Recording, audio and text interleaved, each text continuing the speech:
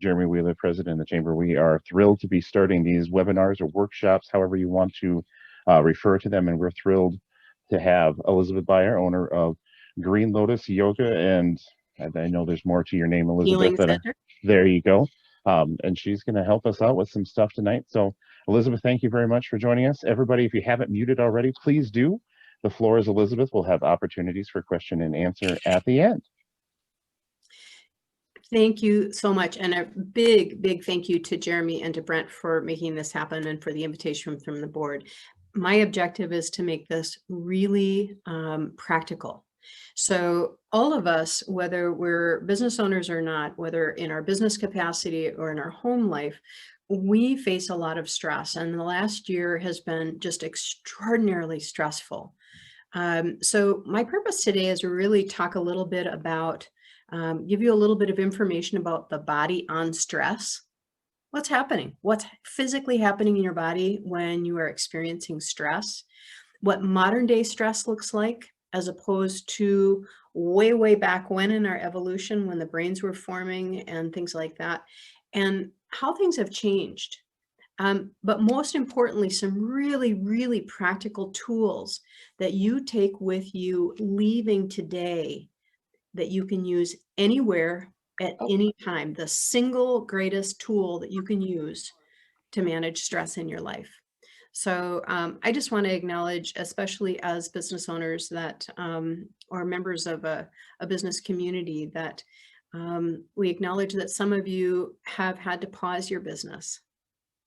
And that's just extraordinarily painful. Some of us, like Green Lotus, have been operating under constraints where we've been closed part-time and things like that. All of us have a dream for our business, and to see that dream face big challenges is very, very stressful and challenging to our livelihood. So what I want to do tonight is take some notes. There'll be a whole lot of time during the end of our session to engage with some questions. But let's just talk a little bit about what's actually happening in the body when you are under stress. I won't tell you what stress is because you all experience stress. I know that. But oftentimes people report that they can't think clearly. They're not sleeping well. Sometimes it affects the way we eat or don't eat. It affects our sleep cycles. It affects everything. So there's some very real stuff that's going on in the physical body when we're under stress. And I'm going to bring up a document here and share my screen. So let's see, fight or flight response. Okay, so you should, does everybody see fight or flight response? We got thumbs up, really good. Here's just basic stress 101. And you may know these things inherently or intuitively, this is going on in your body, but here's just a little visual. When we are under stress, our thoughts start to race, and the thoughts quicken. And it's hard to calm ourselves enough to have some rational thought. If we're moving in a clockwise direction, over off to the other side, it says we get dizzy or lightheaded. Our breathing becomes quicker and shallower. And by shallow, I mean it's way up high in the chest here, almost like panting, okay? And adrenal glands start to release adrenaline. You know, when you're startled and your body kicks into adrenaline, or maybe you are in a near car accident or something like that, and adrenaline starts to kick in. This is something that starts pouring stress chemicals through the body, okay, our adrenal glands. Bladder urgency. Our palms get kind of sweaty and our muscles get tense. Our hands sometimes get cold, the extremities, because all the blood flow is going into our legs to flee. This is the body says, oh my gosh, I'm under danger. We get nauseous, or we get butterflies in the stomach. The heart beats faster, the mouth is dry, and there's changes in vision. Now, you may not recognize these as constant things that are happening in your body, or maybe even as debilitating, but inherently we know these things are happening in the body. when we are under stress. Now, think about ancient stress as we were evolving. Okay, think about that tiger that's coming up after us, our tribe. Okay, this is typically what happened. There would be an incident. Oh my gosh, tiger! And we run, we try to hide, we get away. And either number one, we get away or we don't, right? If we don't, well, this is all a moot point. But if we do, we get away from that danger, then the stress ends. We have a celebration, we go, right? And that event has passed. This is called the stress cycle. Something comes up, the body activates just like you see here on this handout, and then things taper off. Things go back to normal. Our thoughts find greater clarity. We're no longer lightheaded. Our breath becomes deeper.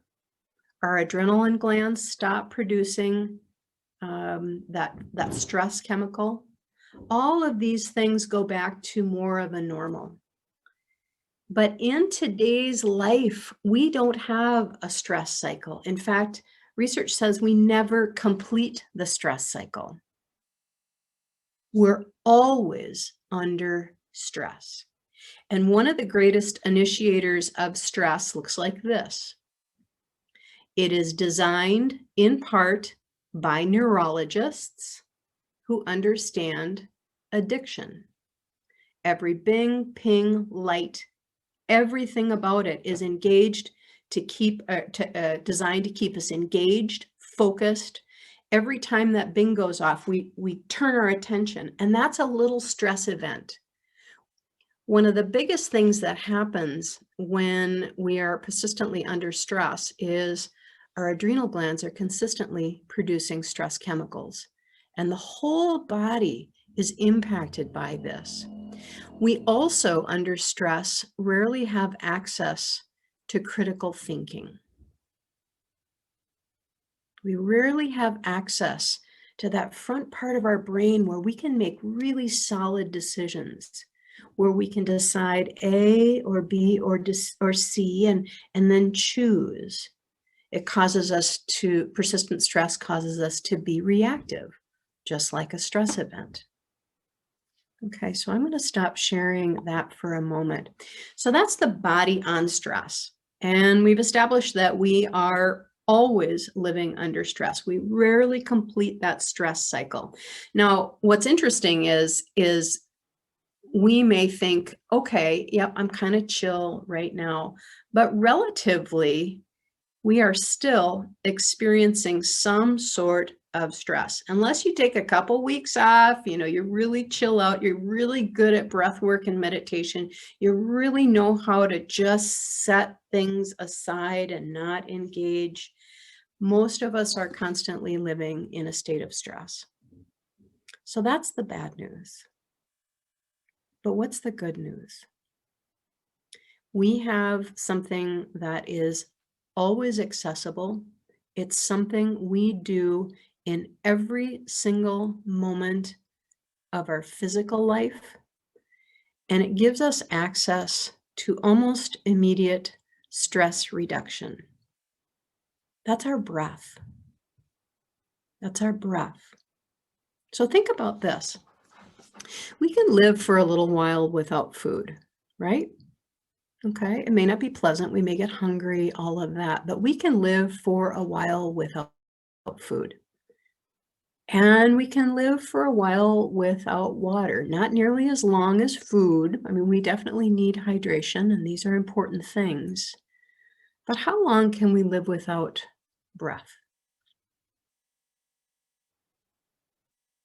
A couple minutes, right? Okay. So the breath and the way we breathe has really, really changed, especially in more recent times. So when you think about the way we breathe, we're often breathing high up in the chest. I'll take this off, right up in here, just tiny little breaths, and oftentimes we're breathing with our shoulders. Okay. And this high, shallow, soft breath tells the body that we're under stress. Okay, if we don't know how to breathe, we're telling the body that we're always under stress. But if we can breathe from the belly, deep, deep, slow breaths, those breaths of rest, we literally turn the key on access to a different part of our brain for critical thinking. But more importantly, we have access to a part of our nervous system, and its sole responsibility is stress reduction. It's a big long word called parasympathetic nervous system. Okay? When we're under stress, the sympathetic nervous system, it's helping us. It's helping us function. It's helping us run from that tiger and escape danger.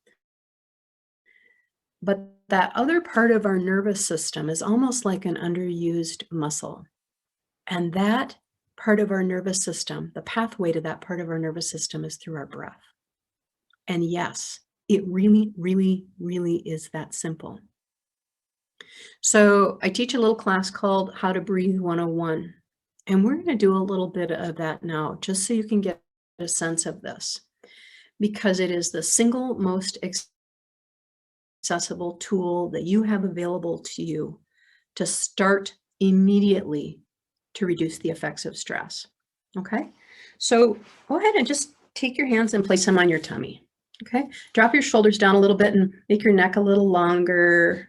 Okay, and if you want, you can close your eyes. That really draws the awareness into your body a little bit more. You can just listen to my voice.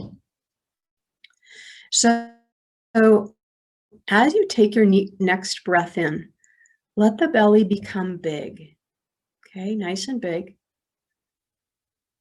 And as you exhale, let your belly button come all the way back toward your spine. Now, this may feel breathing. Yeah. Just try it a couple more times. As you breathe in, let the belly become nice and big. Nice and big, okay? And as you exhale, let the belly come all the way back toward the spine. So this is called diaphragmatic breath. And David Bird can tell you that diaphragmatic breath is something that we have to learn. Right, David? Yes. Okay. Part of the reason we've learned to breathe high in the chest is, how do we value our midsection today?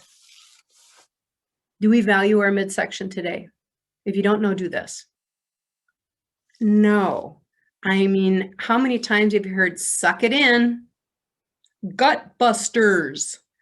You know, when you think about all the many things that happen, our digestive process, all of the things that happen here in the belly, but we don't value that. So even as women, we used to wear corsets and things like that would force the breath high into the chest. We've learned how to breathe shallow and high, and we've taught ourselves how to live under stress with very little breath. But if you can start to learn how to breathe deeply, within about 5 deep breaths, your body naturally kicks into that other part of the nervous system, the parasympathetic nervous system. And the adrenal glands stop producing cortisol, the stress hormone, and the body no longer feels in danger. Okay? Now, the key to deep diaphragmatic breath is using it, right? And once you become more and more familiar with how to breathe from the belly, you can do that in the grocery store. You can do that behind the wheel. You can do that at your desk. You can do that when you wake up in the middle of the night wondering how you're going to get through. Breath is that single most accessible tool that helps immediately with stress reduction. Okay? So when we think about this deep diaphragmatic breath, We really want to exaggerate the way that feels as we're learning about that. Okay, and sometimes the hand on the tummy is really helpful, feeling it rise and fall. Some of the best time to practice this is at night when you crawl into bed, laying there on your back, your hands on your tummy, breathing deeply, really taking your time with that complete inhale. Let it rise all the way up, belly, ribs, lungs, and then slowly let the exhale trail away. This is called the breath of rest. This tells your mind, your nervous system, and your body that you are safe. 5 deep breaths starts this process. So if you're in the middle of a workday and you're having a lot of time, a lot of challenges processing or thinking, certainly get up and move your body for a little bit. How we move our body and how we breathe are really hand in hand. But then come back to your desk and take 5 deep breaths. How many of you were told as a kid, come on, kiddo, take a deep breath. Take a deep breath. Take a deep breath before you respond. Yeah. And part of that is because we want to access that critical thinking. There's some really important wisdom in that. Okay. Before we move into kind of a guided meditation, just a stress reduction meditation, I want to share with you a really important book. It's right out now, and it's very, very popular. It's called Breath, and it's by James Nestor. It's really practical. He's super funny. It's easy to read. And even if you only read maybe about a third of it, you're going to get incredible value. Important book today. It's the new science on a lost art. Okay. A really good tool. You can also find some quick summaries on the internet. James Nestor came to an understanding of breath and started to deep dive into this when he was studying deep divers. Those people that go down way, like 300 feet down without air tanks. And he started to get fascinated by that. He began to study breath. This is something that I started learning in 2000 when I became a certified life coach and was working with people who were experiencing trauma. How do you bring that level of anxiety down long enough to start to tease out some of the challenges and rebuild a foundation? Again, in yoga, we do a lot of work with the breath, and then in meditation, we do a lot of work with the breath. So I won't fill you with a lot more information. I really want to get to the so what.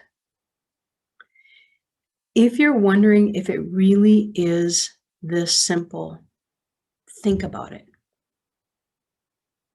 What do we need to live as humans? Very practically. The single thing that we need most is breath. Okay? So let's take this seriously and just give it a try. If you're skeptical, don't worry about it. You can take this in or not. But here's a real practical tool that I'm going to invite you to integrate into your life. So go ahead and place your feet on the floor and see if you can lengthen your spine a little bit. And it doesn't have to be a big, tall, effort-filled thing, but just stacking the vertebrae a little bit and bring your shoulders away from your ears, just dropping them a little bit. And you can either rest your hands on your tummy or just rest them on your lap. Okay? And go ahead and close your eyes. And just start to notice. Notice your body. Notice the temperature of the air on the skin. Notice any areas that may be talking to you. Maybe areas of tension. Notice the pace of your breath and where you feel your breath. Notice the coolness of the breath as it comes in and the warmth of the breath as it goes out. And notice the expansion and the contraction of your ribs and your belly.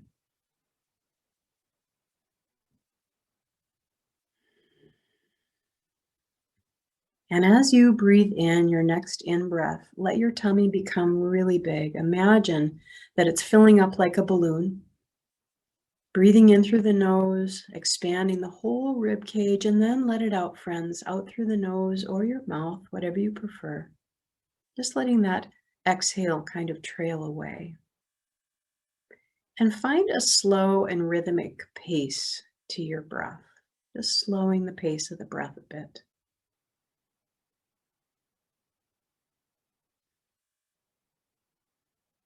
And give yourself the gift of 3 more slow, full breaths.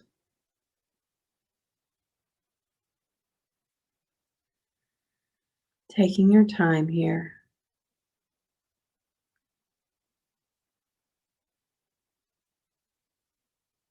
And on your next exhale, soften the corners of your eyes a little bit. Soften your jaw.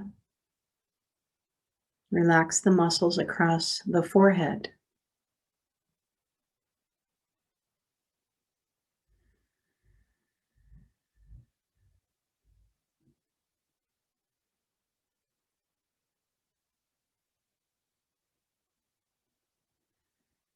And give yourself 2 slow, full breaths, just for fun, just for nothing. Here we go.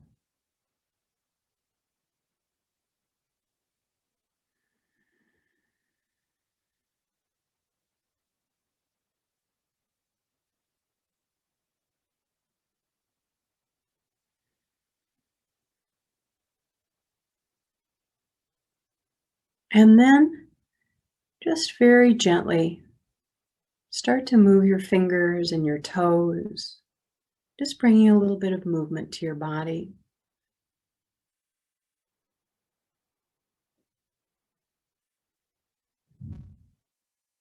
Drop your chin toward your chest and feel the stretch on the back of the neck.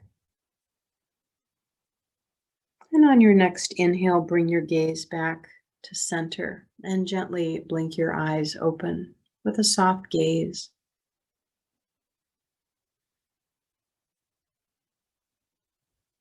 Friends, what you experienced in about 4 or 5 minutes was a direct pathway to the part of your nervous system that is directly responsible for relaxation.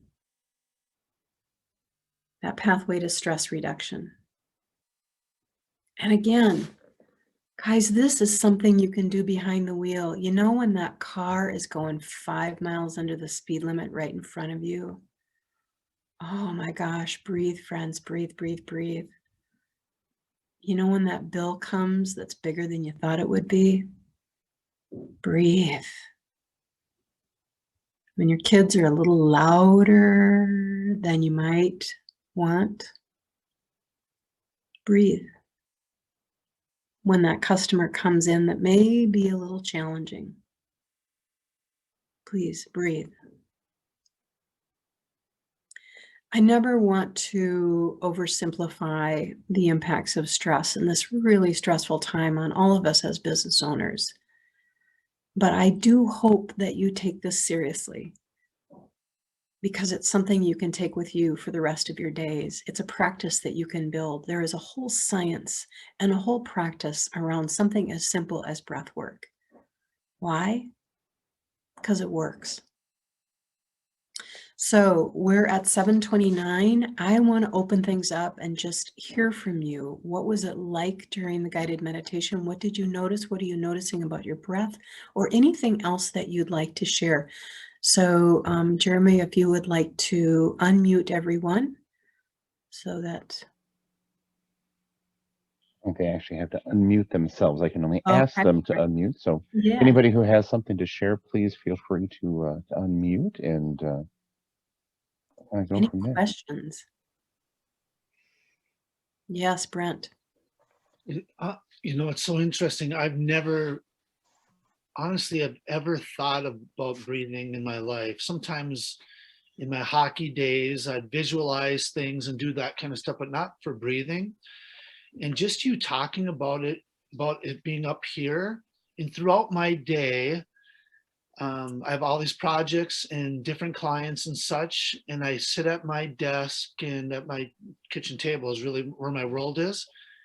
And I breathe so quickly because it's almost like a drug to me. Like, I'm going to get this done. I'm going to get this done. I never breathe in my stomach at all. And so when you mentioned that, it feels like I've robbed my brain and my body from opportunities for them to say, hey, Brent, I can take care of you. And I never allow that to happen ever. Yeah. And you talked about, and on my phone, my screen time is like 13 hours a day because my life is on that kind of stuff. Yeah. It is what it is, but that constantly pinging and all that kind of stuff, I think it causes me to breathe faster. Even if I don't feel stressed, it causes me to breathe faster. Yeah. And so this is really a practical thing that I've never given time or attention to, but just that breathing with my stomach, I totally breathe just the opposite. Yeah. So I need to be intentional. So I mean, JT talked about it earlier. There are certain tools that you can maybe use right away, and there's certain ones that maybe apply to you or not. But for me, this is a perfect application for the way my life and my day and night play out. So thank you. This is really new news to me and something I can't wait to spend some time working on. Well, it's kind of like that new car that you decide to buy. You're going to start seeing information about breath everywhere now. Sure. And that awareness that you just gave yourself, Brent, take your right hand, put it on your left shoulder, and tap. Good job. Good job. Well, thank you, Elizabeth. That was terrific. I'll mute myself. Okay. Anyone else? Mona, did you have a comment or a question?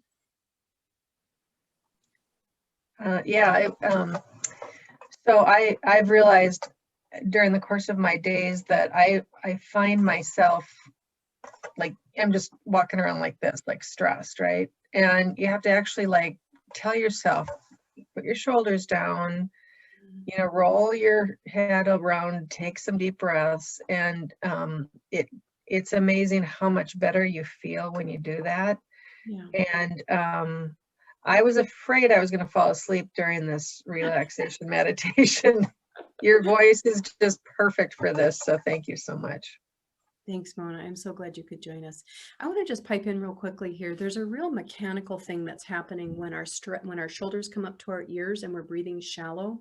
We're breathing with all of these muscles. These are called the accessory muscles of respiration right up in through the neck. When we're using our shoulders to essentially pump the lungs, we're overdeveloping all of these muscles, and that's why we get here, and that's why we get the headaches and all the tension up here. When the mechanics of breath are, you've got your belly that's like a balloon, it gets big and it gets small, and then we've got the lungs that are kind of like an accordion, right? But in between there's a muscle called the diaphragm. And as you breathe from the belly and the belly gets big, the diaphragm drops down. And as the diaphragm drops down, you've actually got more space in your lungs. It pulls that accordion open and you have more room for oxygen. Does the body need oxygen? If you don't know, do this.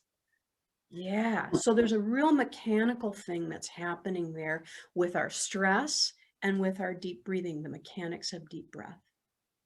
So anyone else want to pipe in with observations or questions?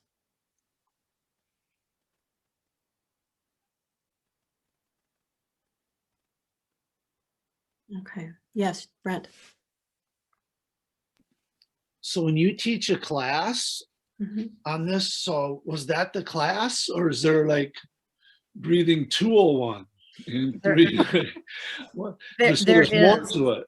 Yeah, there's a whole practice really about breath. There's different types of breath. Let's say you are really struggling with depression and you're finding it really difficult to get out of bed. What if you could use your breath to start to encourage the body to activate? There's ways of using the breath in that way. Just like we're using it unconsciously now to activate the nervous system, all of that. So there's many different ways that you can use the breath. We're just talking about relaxation in this one. There's also ways to really work with both sides of your brain. If you work all day as an accountant and you want to at night, because you're in a rock and roll band, you got to switch gears, right? Okay, not all of us are doing that, but you get the point. We're using different sides of the brain. There's breath that helps us do that. So there's a whole bunch, and in every single yoga practice that we teach, it's all on the foundation of breath. If you're doing exercise without a focus on the breath, it's not yoga. Okay?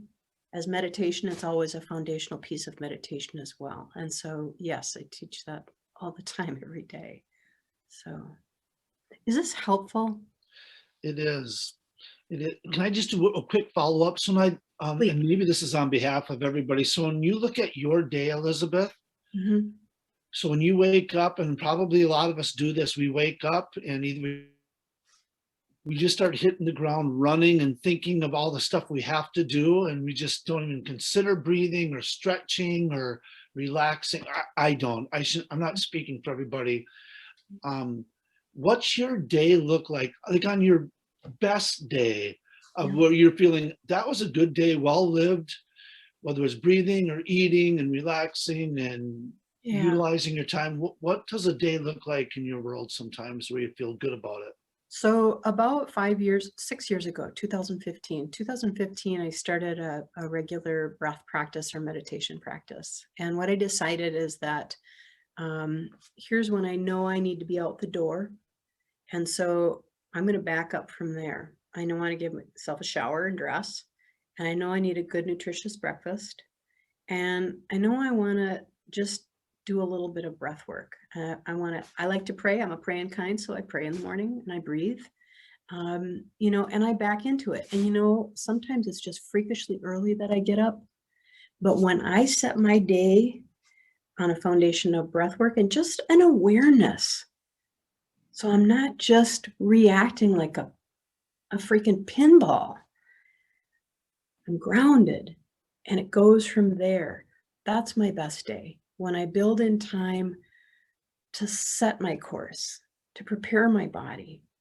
And I don't do any big, long yoga practice. I don't do any big, long breath practice, but there's a few minutes there every single day. And I just back into that. But I also take, I have a little timer on my phone that goes off every 30 minutes. And every 30 minutes, I roll my shoulders and I take 5 deep breaths. So those simple things really keep me grounded. If I plan and prepare to have healthy food around, then that helps me as well. I'm not the pinnacle of example, Brent. I just have a few extra tools in my toolkit, and I really like using them because I've found that they work. So thank you for that. That's a really good question. Friends, I have 2 handouts. I have the one that's the body on stress, and I also have another handout that says it's about the benefits of breath and how to breathe from your belly. If you would like those, will you respond to the email that had the invitation? I will get those to Brent and Jeremy, and we'll send them out to you. And I'll just have my contact information on there if you ever have a question. There's no question too small or big. I will do what I can to respond to that. I want to be respectful of your time. It's 7:39 on my clock. Are there any other questions or comments for the good of the group? A question for you. You talked about, well, Mona had mentioned, and I know I do, I always raise my shoulders with stress. As the day keeps going, they keep going up. Yes. And so as you are doing more of the belly breathing, will that naturally help to, I try to remember to drop them, but will that naturally start to drop them? You will, there's 2 parts to that. In part, yes, because you will be using different muscles to breathe. Because the lungs need to expand and contract, right? So when you're using your shoulders to do that, you're naturally coming up here. If you're using your belly breath a little bit more, you're going to stop using some of this. This is a pretty much a learned response too. Okay. So equally important is just remembering to drop the shoulders. And if you put a little post-it there and on the mirror in the bathroom and on the cupboard in the kitchen, drop the shoulders, That can be helpful too.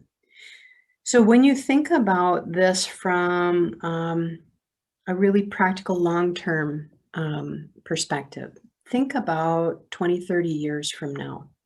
Okay, think about your body. You're not breathing from your belly, so you haven't toned those muscles.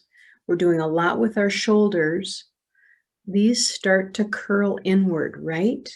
This is natural with age. We start to curl inward. What happens to our lungs and our chest as we start to breathe shallowly from the chest and we're curling inward? Can we breathe deeply? No. So what often happens as we age? Does anxiety go up? Have you noticed that in your parents? Part of that is just the natural progression of not caring for that posture and breathing deeply. So what you're doing now in learning these habits and behaviors, that's really important for your future well-being as well. So your posture, Naomi, to your point, your ability to breathe using the respiration muscles of the belly, the diaphragm, and the lungs as they were designed to be used, using these muscles less for respiration. It's kind of like the fountain of youth. The longer we can think more clearly and physically use our body well, the better off we are. Thank you so much, friends. I'm so glad to be with you tonight. At any time, if you want to reach out, please do. I appreciate you. I wish you well. All of us, we're in this together. Okay?